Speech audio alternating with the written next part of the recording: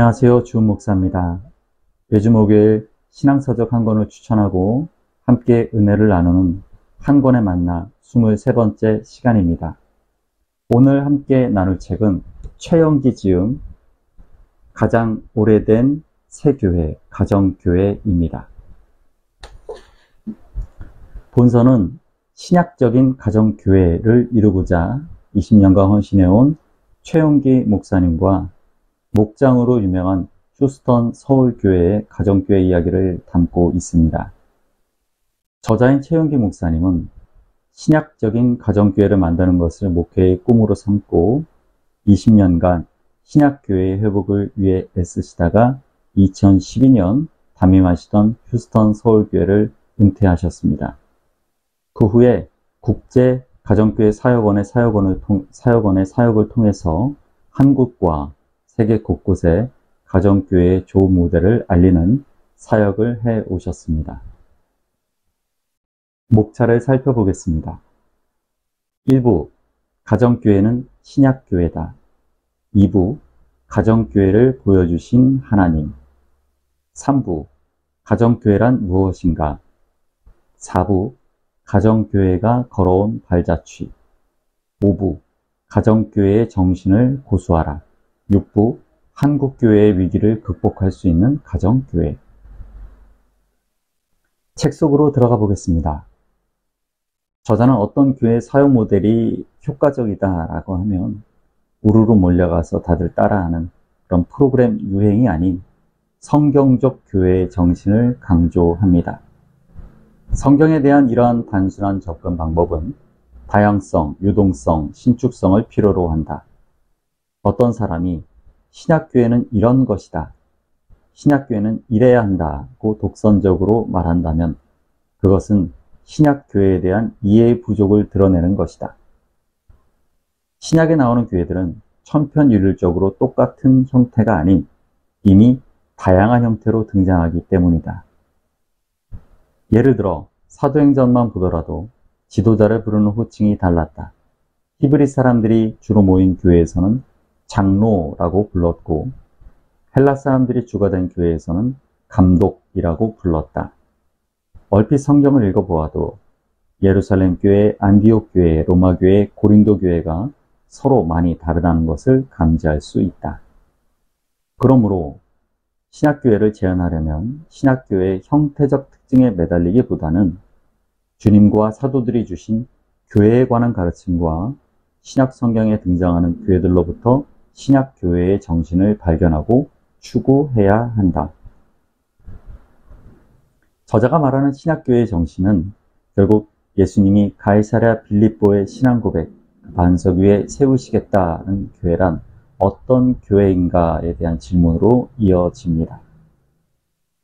이 구절을 보면 브리스가와 아굴라 가정에서 가정교회가 모였고 아순그리도를 비롯한 여러 명이 다른 곳에서 가정교회로 모였으며 빌로로그를 비롯한 여러 명이 또한 가정교회로 모였던 것을 알 수 있다. 여기에 열거된 이름들은 사도 바울과 친분이 있는 사람들이다.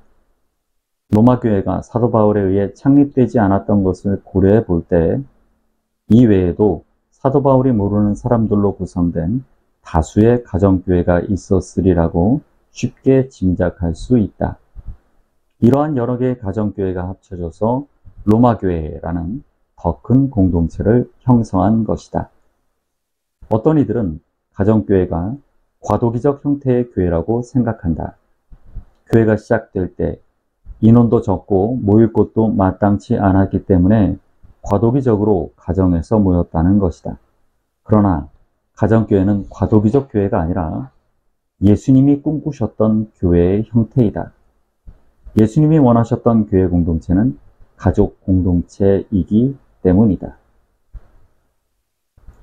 저자는 오늘날의 기업형 교회와 성경의 교회가 무엇이 다른가를 성경적으로 조명합니다. 어쩌다가 가족 공동체였던 교회가 회사처럼 변하고 더 큰 회사가 되기를 기도하며 소망하고 대기업처럼 커진 교회가 올어름을 받는 변질된 사태에 대한 날카로운 지적입니다. 313년 콘스탄틴 대제에 의해 기독교가 공인되면서 제국적인 중앙집권 제도가 교회에 도입되었고, 주님이 원하셨던 공동체로서의 가정교회는 소멸되고 말았다.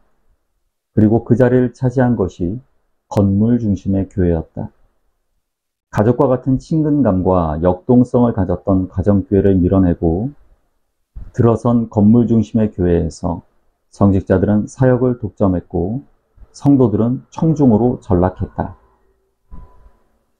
신약교회를 회복하는 데 있어서 중요한 것은 신약교회의 정신이다.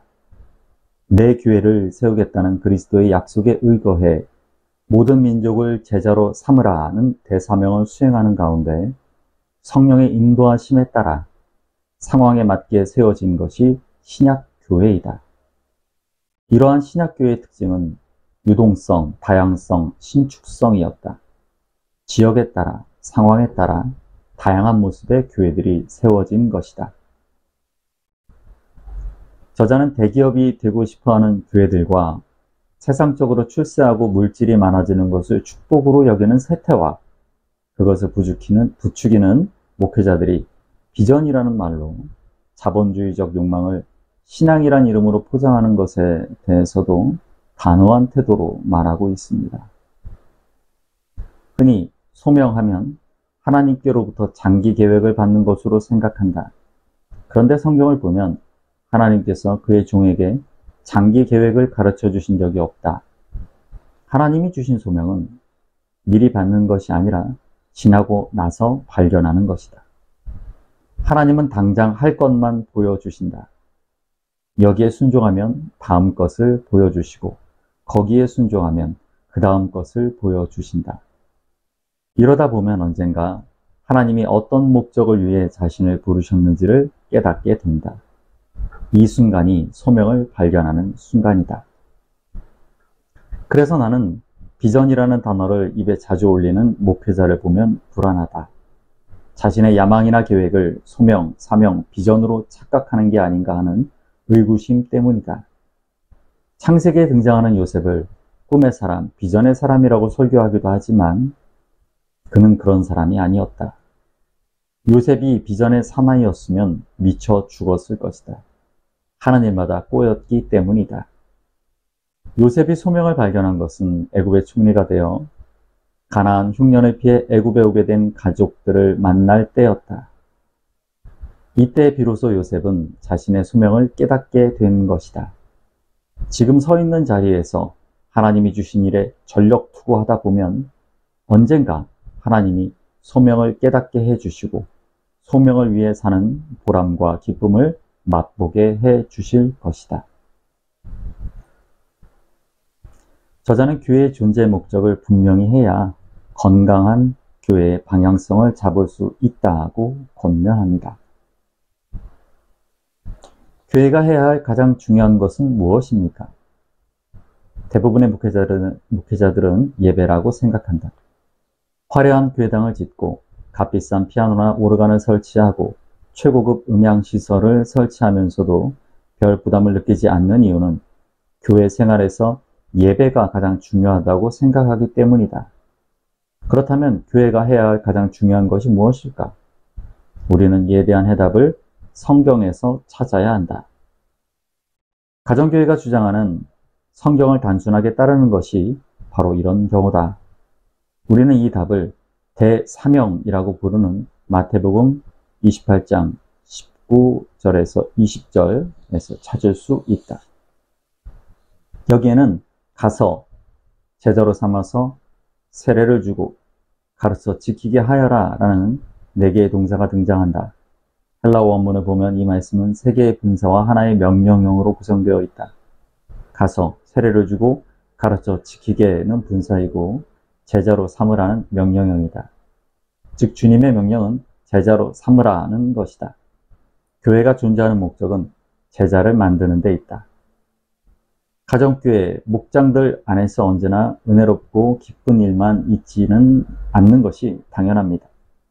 저자는 그런 속에서 오히려 주님이 바라시는 삶을 살 수 있는 영성의 훈련과 체험이 이루어진다라고 말하고 있습니다. 우리의 영성은 수도원 같은 곳에서 길러지는 것이 아니다. 누구의 방해나 어떤 사건에 영향도 받지 않는 상태에서 개발된 영성은 세상에 나오는 순간 깨지고 만다. 묵은 실에서만 살던 사람이 세상에 나왔을 때 면역력이 없어서 금방 고꾸라지는 것과 같다. 예수님의 영성은 시장 영성이다. 수많은 갈등이 항존하는 곳, 처절한 삶의 싸움이 진행 중인 시장에서 예수님은 영성을 유지하셨다. 목장에서 배우는 영성 또한 마찬가지다. 목장에서는 삶의 민낯이 고스란히 드러난다. 이혼할 듯이 부부싸움을 하고 직장 상사와 갈등이 깊어져 사표를 던지고 싶고 죽어라 말 안 듣는 자식 때문에 골머리를 썩으면서 주님이 원하시는 삶을 살기 위해 몸부림치는 모습들이 그대로 노출된다. 이러할 때 영적으로 성숙한 사람들이 그 상황을 어떻게 극복하고 대처하는지 보여준다. 또 목장 식구들과의 관계에서 제자가 되어간다. 사실 목원들과의 관계가 항상 좋은 것은 아니다.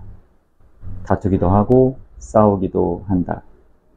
이런 과정 가운데 참고 이해하고 사랑하려고 노력하면서 목원들은 변해간다.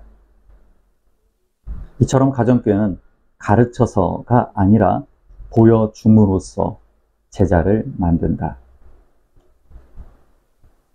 저자가 말하는 가정교회의 핵심은 결국 예수님의 제자가 되어가고 제자를 세워나가는 대사명의 실현입니다. 목장은 주님처럼 스스로 낮아짐으로써 서로를 섬기는 가운데 성경적인 교회로 세워져 나가는 것입니다.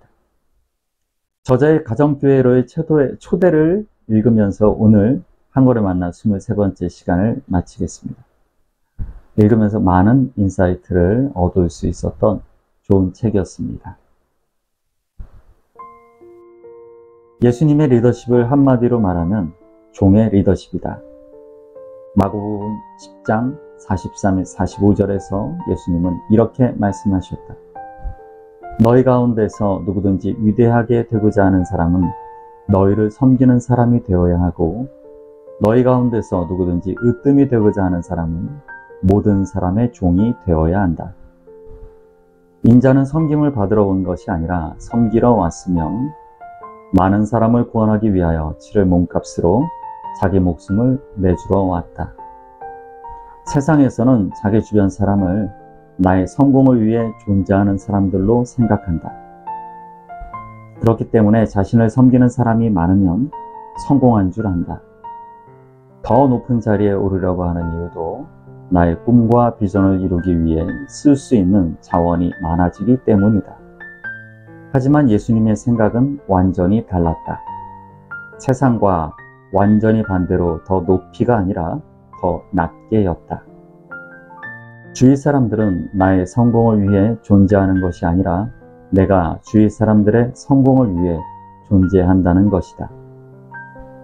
그렇기 때문에 으뜸이 되고자 하는 이유도 세상과 다르다. 더 많은 사람을 섬기기 위한 것이다. 주님이 원하시는 리더십은 종의 리더십이었고 이것이 가정교회의 네 번째 기둥이요 핵심 가치 중에 하나이다.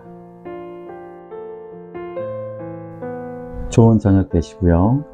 교회에서 뵙겠습니다. 감사합니다.